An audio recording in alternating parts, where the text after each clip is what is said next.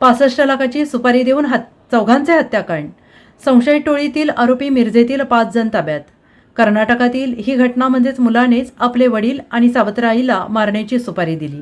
त्यातूनच चौघांचे हत्याकांड घडले अशी माहिती पोलीस तपासात निष्पन्न झाली असून या प्रकरणी सूत्रधारासह 8 संशयितांना अटक करण्यात आलेली आहे. हे 6 संशयित मिरजेचे आहेत. त्यांना 65 लाखांची सुपारी देण्यात आली होती. तपासात हे निष्पन्न झालं आहे. अधिक माहिती अशी की विनायक बाकळे नावाचा युवक या हत्याकांडातील प्रमुख संशयित आहे.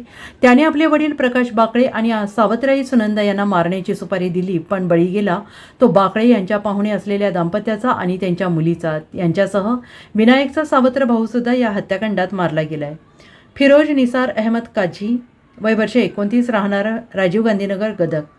झिशान मेहबूब अली काझी, 24, हुडको यांच्यासह मिरज येथील साहिल अशफाक काझी, 19, सोहेल अशफाक काझी, 19, सुलतान जिलानी काझी, 23, महेश जगन्नाथ साळुंके, 21, वहीद लियाकत बेपारी, 21 अशी संशयितांची अटक केलेल्यांची नावे आहेत. कर्नाटकातील गदगचे रहिवासी प्रकाश बाकळे आणि त्यांचा मुलगा विनायक यांच्यामध्ये मालमत्तेवरून वाद होता. विनायक हा प्रकाश यांचा पहिल्या पत्नीपासून झालेला मुलगा आहे.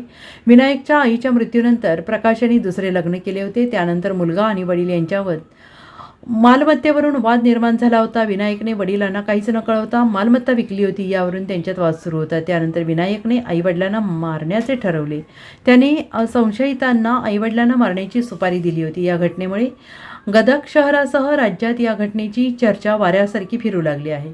Bureau report, SBN Marathi, Miraj.